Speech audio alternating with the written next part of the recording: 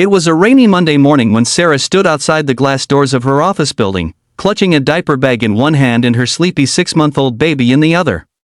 Her eyes were tired, her hair pulled into a loose bun, and her heart raced with worry. She had no babysitter, no family nearby, and no money left to miss another day of work. She whispered to her baby, "It's gonna be okay, sweetie. Mommy just needs to make it through today." What she didn't know was that before the day ended, her life and the lives of everyone in that office would change forever, thanks to an unexpected act of kindness from the company's Millionaire CEO. Before we dive in, don't forget to hit subscribe to Kindness in Action, where we share true stories that prove kindness can change the world. If this story touches your heart, give it a like and tell us in the comments what kindness means to you. Your support helps us keep spreading these stories of hope and humanity. Sarah worked as a receptionist at a mid-sized marketing company in Denver, Colorado. She'd been there for 2 years, quietly handling calls, greeting clients, and keeping the office running smoothly. Most people liked her. She was gentle, polite, and always had a smile, even on the hardest days, but lately, things hadn't been easy. Her husband had left just before their daughter, Emma, was born. The rent was overdue, her old car barely ran, and daycare cost more than she earned in a week. Still, she showed up every day, doing her best to stay positive. That Monday morning, when her babysitter suddenly canceled, Sarah panicked. Missing work again might get her fired. Desperate, she wrapped Emma in a soft blanket, packed extra diapers, and decided she had no choice but to bring her baby with her. She promised herself she'd stay quiet, keep Emma fed and calm, and not disturb anyone. The moment she walked into the office, heads turned. Some co-workers smiled awkwardly, others frowned. Babies didn't belong in an office, and everyone knew the CEO, Mr. Daniels, didn't like distractions. Mr. Daniels was known around town as a self-made millionaire. He'd built the company from scratch, starting in his garage 20 years ago. But as successful as he was, he had a reputation for being distant, focused only on business. Most employees had never even spoken to him directly. As Sarah set up a small spot in the corner of her desk with Emma's blanket and bottle. For the first few hours, everything went smoothly.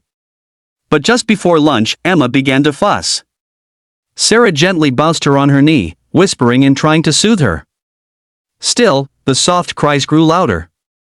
A few co-workers exchanged nervous glances, and then, it happened. The elevator doors opened, and out stepped Mr. Daniels himself. The room went silent. He walked in, tall and serious, his expensive shoes echoing across the marble floor.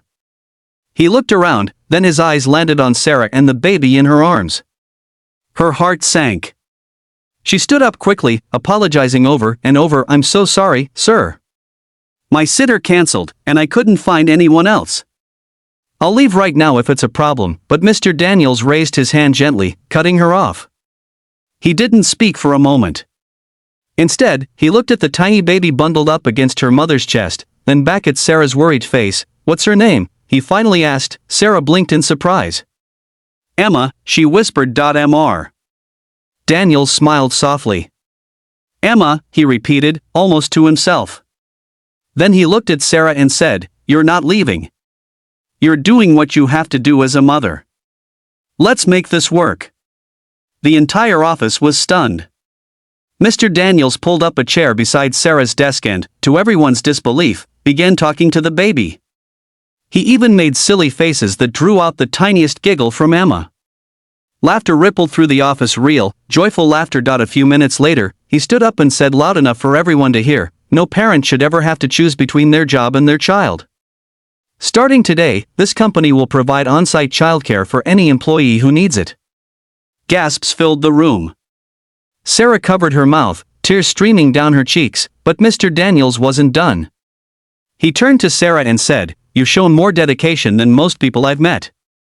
You came to work, even when life made it nearly impossible. I see you. And I want to help." He then announced that he was creating a new program within the company, a Family First Fund, to assist employees struggling with childcare, medical bills, or emergencies. The company would match every dollar employees contributed, and he would personally seed it with $100,000. The office burst into applause. Sarah could barely speak through her tears. "Thank you," she whispered. "You don't know what this means to me." Mr. Daniels smiled. "Actually, I do," he said quietly. My mother once brought me to her job when I was little. She got fired for it. I promised myself that if I ever had the power to change that for someone else, I would. For the rest of the day, Sarah worked with a lightness she hadn't felt in months. Her co-workers, inspired by what they'd witnessed, offered to take turns helping her watch Emma when needed. The atmosphere in the office shifted, people started opening up, sharing stories, supporting one another. Word of what happened spread beyond the company. Local news stations picked it up. Social media was flooded with posts about the millionaire CEO who changed everything for one mom. But Mr. Daniels didn't care about fame. He just smiled and said, "Kindness doesn't need headlines, it just needs hearts willing to act." Months later, the company's new daycare center opened on the first floor, with a big colorful sign that read Emma's Corner, named after Sarah's baby. On opening day, Mr. Daniels stood beside Sarah as she cut the ribbon, surrounded by cheering co-workers. Sarah had since been promoted to office manager, but more than that, she'd found a family within her workplace, a community that cared. She often thought back to that rainy Monday morning, how hopeless she'd felt, and how one man's compassion had changed everything. Sometimes, it takes just one moment of understanding to change someone's entire world.